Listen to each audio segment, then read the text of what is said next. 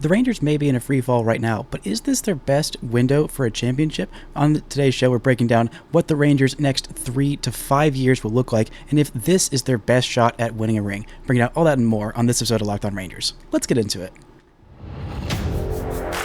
You are Locked On Rangers, your daily Texas Rangers podcast. Part of the Locked On Podcast Network, your team every day.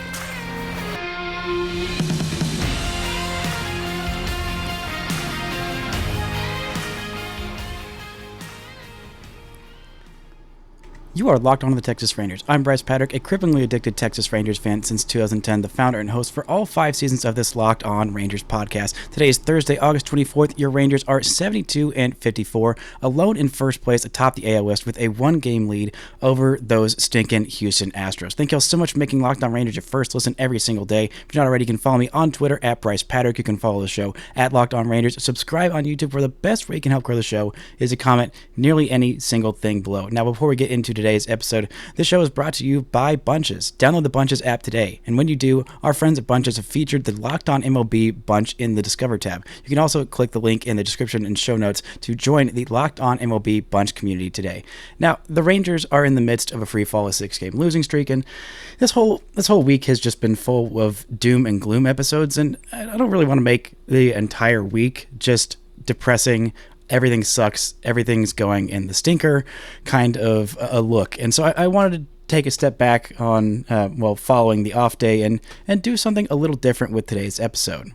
So one of the thoughts that occurred to me during this 6-game losing streak that's been increasingly frustrating, the Rangers were in jeopardy of being tied atop the AL West, which they aren't because the Astros lost to the Red Sox. Thank you, Red Sox. And the Seattle Mariners also lost a half game on the Rangers' off day in a really weird game, a walk-off, throwing error, which against the White Sox, which is just kind of a weird day for baseball. But one of the thoughts that occurred to me during this losing streak is this feels like the Rangers' best chance at winning a championship. I mean, you don't always have this good of a team where the Astros are having a down year, the Mariners are going to be supposedly pretty good for a while, and the Rangers, they had injuries to Jacob deGrom, and he's not pitching, and they've had some other key injuries to Josh Young and Jonah Heim and even Corey Seager for a bit, but it felt like this was the Rangers' best championship contender year. But I want to look at the 3 to 5 year window. Every GM has a plan in their head of the 1-year window, the 3-year window, and the 5-year window, and I kind of want to look at it like that and see who's going to be up for the Rangers, these prospects that are going to be helping, some free agent targets, and kind of really take a deep dive into if this is the Rangers' best chance to win a championship this year, or if it's going to come in 2025 or 2026 or 27. I just kind of wanted to get a better picture on that to kind of, gain some perspective on like what the Rangers' hopes are for the next few years, because there's been not a whole lot of 1 year focus and the focus on the 1 year plan in Texas the last few years. It has just been, all right, what's it going to be like in the future? Which prospects are going to help us? It was more of evaluating this team for the future, but this team needs to win right now. Hopefully they're going to break this losing streak tonight, Thursday, against the Twins. But even if they don't, I think that this team is set up for the long haul. But looking at the 1 year window, I mean, the Rangers did a good job of realizing that their window of contention, this was the year that they planned on. Chris Young, in 2021, whenever that was, whenever he signed, or the Rangers signed Corey Seager and Marcus Semien and John Gray, the talk was, we want to contend in 2023. This was the plan. I felt like that was a little optimistic. Grant Schiller and I, when we talked about it after the Corey Seager signing, I was like, 2023 feels like a bit of a stretch.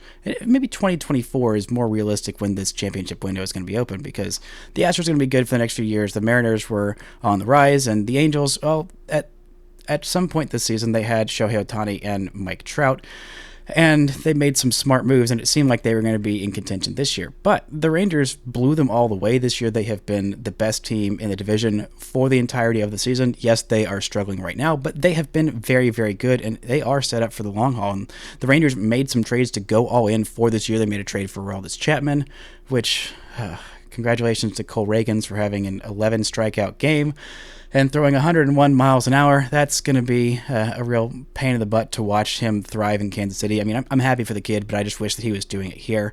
The Rangers also made a trade for Max Scherzer and Jordan Montgomery plus Chris Stratton. Those were all win now type of moves, and the Rangers didn't really have to sacrifice too much of their 3 to 5 year window to make those moves. I mean, the Rangers did trade away Luis Angel Acuna, but I mean, Luis Angel Acuna, I feel like the best way he could help this team, same with Thomas Saggese a little bit, and maybe a little bit of TK Roby, is the best way those guys could help this team is to be trade assets for the current team, because the Rangers need to win now, and they got really great players in Jordan Montgomery and Chris Stratton, Max Scherzer, Aroldis Chapman. All those guys, for the most part, have been very good. Obviously, I've had some frustrations with what Max Scherzer and Aroldis Chapman have done this week, but still, overall, they have been very helpful to this team. And so far, to build a championship team, the Rangers have pretty much the hardest parts already done. They already have a couple of star 6-7 win players in Corey Seager and Marcus Semien. Those are some of the hardest pieces to get. They also have a two-way all-star catcher. Those, if you can get one of those, I mean, plus he's a switch hitter and hits for power. I mean, Jonah Heim is someone that every team would want to build their franchise around. And yeah, he is a little older. He's not, Adley Rutschman, but he's 28. He's still got plenty of years of control. And they've also got a bunch of other young bats that are under control. I mean, this lineup is pretty much set for the next, basically all of this 5 year window. I'd say 4 years, actually, is when this lineup is pretty much set. And they've also got a couple guys that are top of your rotation guys on this roster that could pitch game one of a playoff series for you in Jacob deGrom. I know he's hurt. Max Scherzer, who I know he's been less than his stellar self for most of the season with the Mets, but he's also shown some indication that he can be that top of your rotation game one starter. And Nathan Eovaldi, who hopefully is coming back fairly soon. So most of the hard part has been done. The parts where there are some question marks is, well, the bottom of this lineup has started to show some cracks in the foundation. Jonah Heim has not really gotten his timing back since he's come back off the IL. Maybe that's just a matter of him actually being hurt, or maybe it's a matter of just him getting his timing back. Maybe he should have done a rehab start. I don't really know. And the bullpen, which even the best bullpens in baseball will blow some games. Even the best bullpens in baseball will show some cracks in the foundation. I mean, the Astros and the Mariners, they were supposed to have the best bullpens in baseball, and even those bullpens have blown some games. I mean, even to the White Sox. I mean, the Mariners bullpen blew a game to the White Sox, who are one of the most hapless teams ever. I mean, it literally happens to everybody. Now, granted, it's happened more frequently to the Rangers, but still, that is a part that is kind of fixable, and you already have the core foundation pieces there, so the hard part is already done. Now, what is the Rangers contingent window going to look like for the next 3 years in 2024 and 2025? Well, I'll look at that in just a second, but first, let's word from our sponsors. This episode is brought to you by Bunches. Okay, Locked On Rangers fans, I've got to tell you about a new app, and you guessed it, it's called Bunches. Bunches is a new app built just for sports fans where you can chat sports in real time. Click the link in the show notes and description to join the app, or go to the Apple Store and download Bunches now. I'm telling you, you're going to love the conversation with other Locked On sports fans. Bunches is a free app where sports fans chat. Locked On MLB group chat is on Bunches, so go there now and connect with other baseball fans. Chat about your favorite team, keep up with the latest MLB news. But you gotta check it out. I mean, it is a great way to build community. The Locked On community is a great group of people. Lots of other Locked On fans. So when the Rangers are doing well, you can go in there, maybe poke a little fun at the other teams in the AL West. Be like, hey, how's it feel to not be first place in the AL West? I don't know what that feels like this year. Maybe you want to be just informed on the latest goings on the Locked On MLB chat. So download the Bunches app today. When you do, our friends at Bunches have featured Locked On MLB Bunch in the Discover tab. You can also click the link in the show notes and description to join the Locked On MLB Bunch community today. Shout out to the Everydayers for making Locked On Rangers your first listen every single day. On Friday's show, we'll be talking about what's going on the farm and recapping this first game of the series against Minnesota. The Rangers take on the Twins this weekend. You can catch every pitch with the hometown broadcast on SiriusXM. Just download the SXM app and search Rangers. Now, the Rangers' 3-year contention window. We're talking about 2024 and 2025. We already talked about this year's contention window. it's pretty obvious of what's going to happen. There's not a whole lot of other moves to be made. There's not a whole lot of other prospects I think will be coming up and helping this team.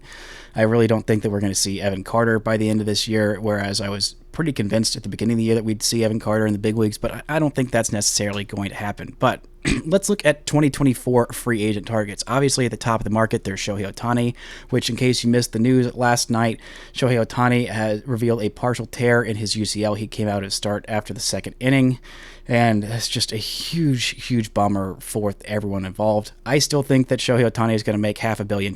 It's going to make it a little more precarious, teams wanting to sign him, but I really don't think it's going to change all that much, even if he has to have a second Tommy John surgery.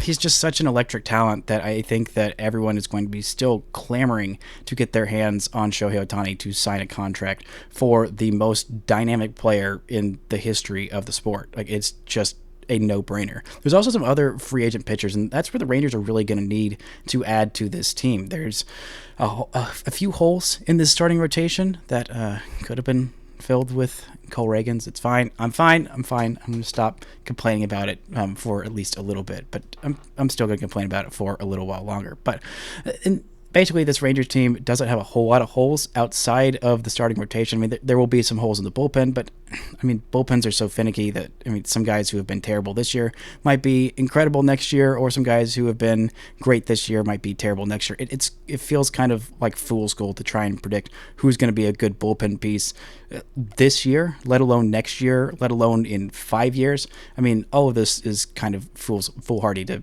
try and predict what the Rangers are going to look like in 5 years, but I'm doing it anyway. Position players and starting pitchers are generally more predictable, but there are some really good starting pitchers on the free agent market this year. There's Clayton Kershaw, who there's always a will they, won't they of if he's going to come back to Texas or if he's going to finish his entire career with the Dodgers or how much longer he's going to pitch. He's not going to be a top-year rotation, throw you 200 innings, win a Cy Young awarded guy anymore, but he definitely could help give this rotation some depth. There's also Blake Snell, who might end up winning the NL Cy Young award this year. There's Sonny Gray, who's really quietly having a great year with Minnesota. There's also Lucas Giolito, Julio Urias, who had a terrible start to the season but is coming back into form. He's 27 years old, a lefty who has gotten some top 2 Cy Young finishes, and definitely is a guy who you want to look out for. And then there's also Aaron Nola, who has shown some promises. This year has not been his best year, so if the Rangers just want some depth and they think they could get a bargain on Aaron Nola and fix him a little bit and make him look more like the previous versions of himself that he looked like this year, that's definitely an option. And also, if you're looking for a top-end bullpen kind of piece, well, there's your own free agent, Aroldis Chapman, and Josh Hader. The free agent losses the Rangers will sustain the next couple of years. Well, there's a lot of free agents after this year. There's Mitch Garver, but it's mainly just on the pitching side. There's Martin Perez, Jordan Montgomery, Will Smith, Aroldis Chapman, Chris Stratton. There's also possibly Andrew Heaney. He's got a player option for $13 million for 2024. There's a $500,000 buyout. That option will escalate to $20 million if he throws 150 innings pitched in 2023. I am less sure by every start that he is going to hit 150 innings pitched. Right now he is at 24 games, 118 innings. That is before this Thursday night game. So we'll see if he actually ends up getting to 150 innings, and we'll see what the Rangers want to do outside of that. But the only other free agents are Travis Jankowski, Austin Hedges, Robbie Grossman. I think I said Chris Stratton. I mean, most of the bullpen is always turning over year after year, so that's kind of to be expected. And then the only other free agent the Rangers are losing the year after that in this 3-year window is Max Scherzer, who becomes a free agent before the 2025 season, so they've got him through 2024. But the options in 2025 for free agency, there's going to be a pretty big class, and there's going to be a lot of starting pitching that I think the Rangers could play at the top of the market for if they don't want to get too aggressive in free agency this offseason. I think there's going to be a lot of waiting around for Shohei and then things after that. I think the Rangers will need to sign at least one starting pitcher heading into this offseason. I'm hoping that it's Jordan Montgomery and bringing him back. I think he's a perfect fit. I think he's pitched really well in Texas, and he's not going to be a top rotation guy. I think if the Rangers prioritize signing him, I think there's going to be a lot of guys, a lot of teams that want Jordan Montgomery, a Jordan Montgomery type, a guy who's in the middle of rotation, who's going to be very solid, going to give you about 6 innings, a quality start pretty much every time out, and be very reliable. That is a very nice thing to have. And there are some other guys at the top of the market, like Blake Snell and, Sonny Gray and Shohei Ohtani and Julio Urias, who I think are fine players, but I really would rather the Rangers look at starting pitching in the 2025 free agent class, because there are going to be quite a few. Also, that 2025 class, there's a few hitters that are going to be pretty interesting. Juan Soto is a guy who I think the Rangers will at least, kick the tires on, because how can you not? I don't think they're going to end up getting him. I think he probably ends up going to the Dodgers or the Padres, because those two teams are going to spend like an insane amount. Maybe the Mets make a play on him. There's also Pete Alonso that's free agent that class, Alex Verdugo, Jorge Soler. But the pitching in that 2025 free agent class is really, really good. There's Corbin Burns, Tyler Glasnow, Max Fried, Brandon Woodruff, Walker Buehler, Michael Soroka. Like those are all really, really good free agents. And I think of those guys, I think Max Fried would probably be the one who I'd want to spend my money on if I were the Texas Rangers, because they'll have a few guys who are coming back. Hopefully Jacob deGrom by 2025 is back in 2024. The rotation is going to look something like this: Max Scherzer, Nathan Eovaldi, Jordan Montgomery if he comes back, John Gray, Dane Dunning, and then some combination of Andrew Heaney, Owen White, maybe Jack Leiter by the end of the year. I don't know. I'm thinking 2025 for him. And then later on in the year, or if he comes back at all that season, you have Jacob deGrom in there. And then your 2025 rotation, if you sign a Max Fried, I think Max Fried is your number one in 2024, followed by Jacob deGrom, who I think will definitely be healthy by 2025. Again, it's always knock on wood with Jacob deGrom, but I mean, we all know the deal with him. Then you have Nathan Eovaldi, Jordan Montgomery, again, if he signs, John Gray, and then some combination of Jack Leiter, Owen White, Dane Dunning, or Kumar Rocker in 2025. That is a really solid rotation. Coming up, we're going to look at what this lineup will look like in 24 and 25, and then the 5-year plan and a kind of summation of what the Rangers championship hopes look like the next 5 years. But first, let's hear from our sponsors. Want the chance to win more money with less picks? Head to Sleeper, the #1 sports app where you can win 100 times your money on just 2 or more fantasy baseball picks. Do you think that Andrew Heaney is going to have a great start tonight against his Twins offense that at points have been pretty bad? Well, then you can go to Sleeper and swing for the fences with up to 100 times your payouts. All you have to do is choose 2 or more players that you like, select more or less on their stat categories like home runs, strikeouts, hits, and more. Get your picks right and you could win big. Dynamic payouts are live. What are dynamic payouts? In short, each player projection has multiplier attached to it, as opposed to a preset multipliers based on the number of legs in a contest. You can get higher payouts than other apps with less picks. Use promo code LOCKEDON and you'll get up to a $100 match on your first deposit. Terms and conditions apply. See Sleeper's terms of use for details. Currently operational in over 30 states. Check out Sleeper today.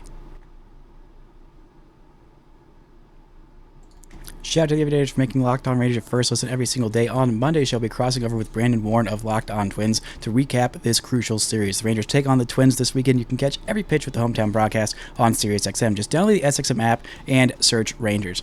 Now, this Rangers lineup in the 3-year window is going to look very similar to what the lineup looks like now, except maybe without Mitch Garver. I don't think the Rangers re-sign him. I think he will probably get some decent money, especially with how he's playing down the stretch, to be someone's primary catcher. And I would wish him all the best of luck in the change that the Rangers would make on their roster. There's maybe have Sam Huff as your backup catcher, or you bring back Austin Hedges. I'm not really sure, but neither of those guys are going to be playing more often than Jonah Heim, so I don't think it really changes all that much. The lineup in 2024 is going to look almost identical, with the only change I think going to be is Evan Carter in left field. I think he's probably going to be there at some point in 2024. Maybe it'll take a minute. I don't think he's going to get up at the beginning of 2024. I don't think he's going to break camp with the Rangers unless he just has an incredible spring training, which is entirely possible, but I think it's somewhere more along the midway point of the season. Granted, he's just barely hit the 100 games in AA mark, and he is still 20 years old. There is no need to rush him. There's not really a need. And so Ezekiel Duran is probably going to be your everyday left fielder until Evan Carter comes up. And when he does, Duran's probably going to be an everyday DH/super utility kind of guy. Or if Leody Taveras starts crumbling back down to earth. Maybe Evan Carter is your everyday center fielder and Ezekiel Duran is in left field. But in 2025, again, it's going to look pretty similar. There's not a whole lot of free agent losses in the lineup. Maybe it's by that point in 2025, it is Evan Carter in center field, Ezekiel Duran as DH, and Wyatt Langford, I think, will be up some point in 2025. He'll probably be a left fielder or DH, and then maybe Ezekiel Duran is your super utility. I mean, who knows at that point? Maybe Adolis Garcia is DHing, and you have Langford in right field, Duran in left field, and Carter in center field, and Leote as your bench / fourth utility guy. I don't know. It kind of depends on how Leote hits. If Leote keeps hitting, then it'll make the Rangers have to make some difficult decisions, which I think they are perfectly capable of making, but you just kind of hope that everybody hits. And even if they don't, I mean, Carter and Langford feel pretty confident that they're going to be above average big leaguers, or at least average everyday big leaguers, and that is a good place to have your lineup being. But let's look at the 5-year window. That's 2026 and 2027. Some free agent losses ahead of the 2026 season. Heading into that season, the Rangers are going to lose Nathan Eovaldi and John Gray. Then ahead of the 2027 season, the Rangers, that's when a lot of this young core, these young kind of inexpensive guys who were coming up huge for the Rangers are free agents. Nathaniel Lowe, Jonah Heim, Adolis Garcia, Dane Dunning, Josh Sborz, and Brock Bork. All of those guys are signed through 2026, and in 2027, they will be free agents if the Rangers don't sign extensions with them. Now, all those guys are pretty cheap under contract, which is why the Rangers have been able to go and spend $500 million the last couple of off seasons, and it not really put them in the New York Mets pay range of being at the very top end of the payroll. I mean, they're top 5 right now, but they are not top 1 and not anywhere close to what the Mets are doing. But they're doing that because they've got all these guys cheap and under team control for a long time, including the Josh Youngs, Jonah Heims, this whole bunch. But there are quite a few interesting free agents in 2026. That class is going to be, it's very far away, so maybe some of these guys are signing extensions and they're not ending up on the free agent market. But at this point in 2026, that class includes Kyle Schwarber, Bo Bichette, Vladimir Guerrero Jr., Luis Arias, Cedric Mullins, and some interesting pitchers in Framber Valdez, Zach Allen, and Mitch Keller. 2027, it's going to be really interesting. Jazz Chisholm, Eloy Jimenez, Alejandro Kirk, Randy Rosarena, Chas McCormick. Maybe he's still setting the world on fire at that point, or maybe he's just a flash in the pan. And then Nico Horner, Tariq Skubal, Tristan McKenzie, and Kyle Wright. In 2027, like I said, those free agent losses and the prospects coming up at that point. I think Brock Porter will be up at some point in 2026. Anthony Gutierrez, who is one of the Rangers' top 10 prospects, an outfielder who could play every single position in the outfield, probably ends up in a corner. Has a really, really high ceiling. We'll see how fast he breezes through the system. Right now, he is at low A and not doing the best, but he is still a teenager in full season ball and definitely holding his own in terms of playing every day. And in 2027, maybe Sebastian Walcott's coming up by that point. I don't really know. He's still a 17-year-old at the rookie league right now. He is advancing quickly. He wants to be up by the time he is, before he turns 20. I saw in a recent interview with him, I think it was with D Magazine, that he was talking about his goals to be a big leaguer by the time he's 20, which would be right around then. I think that's really aggressive, but he has got a incredibly high ceiling, and it's possible. But the Rangers still have Corey Seager under contract for another 5 years after that. Maybe it's 4 years after that, and I don't see him. Maybe that's the point when Corey Seager starts getting pushed off of shortstop into a first base or DH type of role. We'll see what it looks like at that point. But I think your rotation in 2026, my hope is that it looks something like this: Max Fried, Jacob deGrom, Jordan Montgomery, Kumar Rocker, Brock Porter, and then Jack Leiter, some combination of Jack Leiter, Owen White, and Dane Dunning. Then in 2026, basically the same thing, except Kumar Rocker hopefully at that point will be your number 3, then Brock Porter, Jordan Montgomery is your 5, and Jack Leiter is your number 6/depth. Because we'll see what Jacob deGrom looks like in 2027, or what he even looks like in 2026, or if the Rangers even get Max Fried in free agency. I mean, you could also replace Max Fried for any of those other big options. I think the Rangers will get one of the big fishes on the free agent market in 2025. I think there'll be kind of at the back end of the market, looking more for depth pieces like a Jordan Montgomery this offseason. I mean, if they can get Clayton Kershaw, then that'd be great. But the other options are Tyler Glasnow, Corbin Burns, Brandon Woodruff, Walker Buehler, Michael Soroka in 2025, along with Max Fried. Fried is my first choice, but if you can get one of those guys to be a top end of your rotation guy, I think that's what the Rangers will do. So looking at this lineup and what it'll look like in 2026, I mean, it's basically the same thing as 2025. Like, there's just not a whole lot of changes. And then in 2027, that's where everything starts to get a little murky. So I think that's kind of about where the Rangers window cuts off, assuming that they don't extend any of the Adolis Garcias, Nathaniel Lowe's, Jonah Heims, or I think Dane Dunning is the other one that's in that group. I think Dane Dunning is probably not going to get an extension unless he repeats this year multiple times. Then the Rangers will be clamoring for themselves to extend him. I think of that group of the Heim, Lowe, and Garcia, I think Heim is the most likely to get an extension because it is so incredibly difficult to find a two-way catcher that is an all-star. I mean, it's just incredibly difficult to find. There's nobody anywhere close to him on the farm, and those are the guys you really only get if you get lucky and scam the A's out of one of them in a trade, or if you sign them in free agency. Like that's kind of the only way you get them. I mean, that's how the Braves ended up with I was about to say Max Kepler.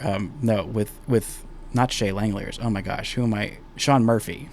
There's been so many good catchers for the A's that they have traded away that have turned into stars. It's just kind of a bummer for them. Hope Shea Langeliers ends up being very good for them because they deserve some nice things for all the bad things that's happening to them. Or maybe they don't because it's karma on John Fisher. I don't know. But looking at the big picture of this kind of 5-year plan, kind of summing all of it up, this feels like one of the biggest years for the Rangers in contention.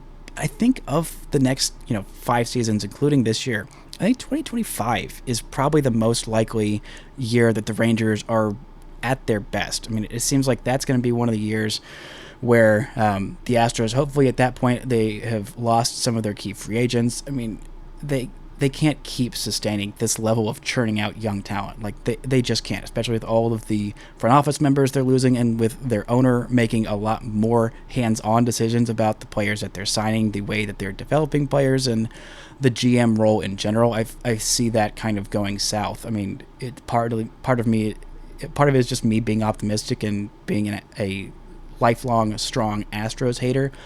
But like that's just if I was an Astros fan, that would be a very worrying trend looking at what they did this offseason and how much of a role the owner had on the personnel decisions that they were making. But I think that 2025 is probably their most realistic chance. 2026 is also going to be hopefully a really, really good season. And 2027, that's where things start to get really, really murky when you lose those 3 guys. I mean, that's a huge part of this Rangers' sustainable success is having these guys who are either arbitration or pre-arbitration that are under contract that are producing like all-star players like Nathaniel Lowe, Adolis Garcia, and Jonah Heim, and also Josh Young as well. Like that is the big reason why the Rangers were able to spend big money. I think it's a smart move. There's a lot of criticism levied on teams that just go out in free agency and spend a whole bunch. There's a lot levied on the Mets, on the Padres.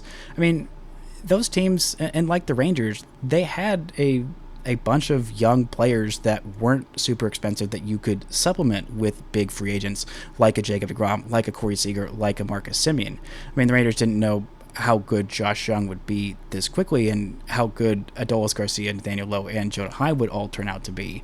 But they kind of had a feeling that they had the group in place, that it's not just literally everywhere around the diamond is just guys signed to $100 million contracts. That's not sustainable. That is not something that you can keep doing.